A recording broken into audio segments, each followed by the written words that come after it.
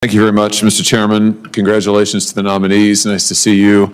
Mr. Cooper, I enjoyed our conversation the other day. Nice to see you here in person today. As the nominee to be director of OPM, you're going to play a very significant role in overseeing policies that affect federal employee programs, of course, including those related to health care and employee benefits.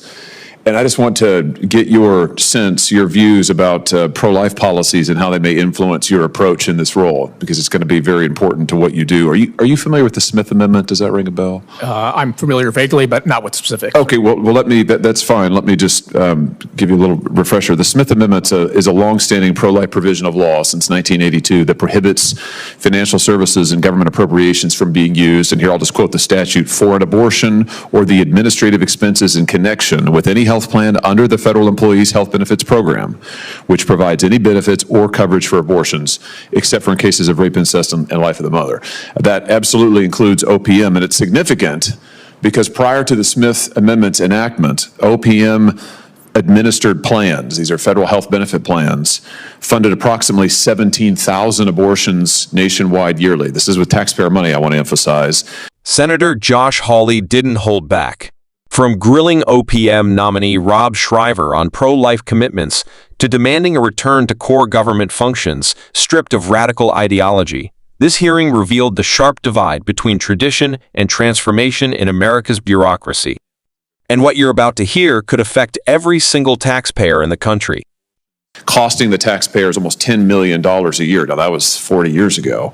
So the Smith Amendment has been in effect since that time. It enacts and represents this bedrock commitment that we have, that we don't use, whatever your position may be on abortion, and I'm 100% pro-life, but even if you're not, we have long agreed in this country we don't use taxpayer funding for abortions and for the administrative expenses associated with abortion. So with that background, will you commit to upholding the Smith Amendment and ensuring that OPM funds are not used in any way to support or promote or pay for abortion services? Yes, Mr. Senator, look, if I have the opportunity to serve at OPM, I'm going to follow all of the laws and regulations, including the Smith Amendment, as you described. So good. Anything that is appropriate under the legal framework, I can assure you we'll follow. Good, fantastic.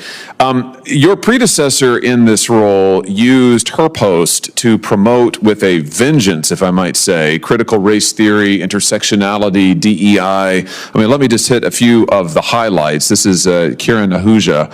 While she was chief of staff for OPM during the Obama administration, she praised civil unrest in the United States, praised it as a means of finally coming to terms with our racist history as a country.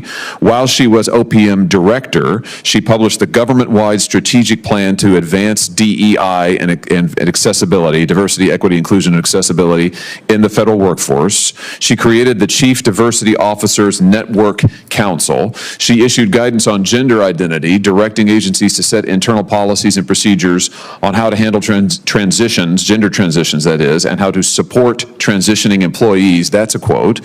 She banned agencies from assessing salary histories before hiring because it could exacerbate pre-existing inequality. So let me just ask you, are you going to unwind all of that nonsense that the American people got a good hard look at in November, I might add, and said an emphatic no to the trans ideology, no to men in women's locker rooms, no to critical race theory and calling this country a racist country that's systemically evil and ruined and terrible? Are you going to put a stop to that in OPM and get OPM focused back again on its core mission? Yeah, Mr. Senator, I want to make sure that we focus on how do we create a great workforce that is responsive to the needs of the people and that does so in a way that's efficient. As you well know, of course, the president has already issued executive orders with respect to the DEI departments in government, and we will fully comply with those. Fantastic. You'll vigorously enforce those, I would assume, Mr. Yes, Senator. Yes, very good. Mr. Ueland, it's nice to see you again, and I've enjoyed working with you over the years. Congratulations on this nomination. Thanks for being willing to do it. And the committee has just a tremendous letter in your support from the Susan B. Anthony list and the National Right to Life Committee, talking about your longstanding commitment to the pro-life cause, to the basic principle that every child born in this country deserves to be treated with equality and fairness, welcomed and protected. And it's a tremendous letter. It's great to see a member of the administration get this kind of support from the pro-life community. If this has not already been entered into the record, Mr. Chairman, I'd ask unanimous consent to do so. Without objection. Mr. Ulan, let me just, in the remaining moments here, let me just give you an opportunity to talk about what your priorities will be. And let me say, again, congratulations to you on this nomination. Go ahead. Thank you very much, Senator. I really appreciate that.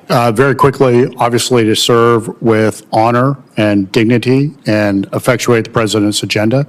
In terms of the DDM specifically, make sure that what we're doing to protect our cybersecurity, the information of taxpayers and employees is advocated and ensured. See what we can do with newer technology and ways to help downsize, rescope, and reorient the federal government as the president has directed, and ultimately serve at the pleasure of the director and the deputy director for any other duties that might be assigned to me. Very good. Congratulations to you both. Thank you, Mr. Chairman. What we just heard wasn't your typical confirmation hearing niceties. This was a pointed challenge, a demand for clarity on issues that strike at the heart of government integrity and American values. Senator Hawley opened with a clear focus: abortion policy. He brought up the long-standing Smith Amendment, a law in place since 1982, prohibiting federal funds from being used for abortions except in the rarest cases. Why does this matter? Because before that amendment, OPM oversaw federal health plans that paid for nearly 17,000 abortions annually, costing taxpayers millions. Hawley made it clear this isn't about personal beliefs, it's about the law. He pressed nominee Rob Shriver to commit to upholding that law, and Shriver agreed. So far, so good. But then came the pivot. Hawley zeroed in on what he called woke ideology infecting federal agencies, specifically under prior leadership at OPM.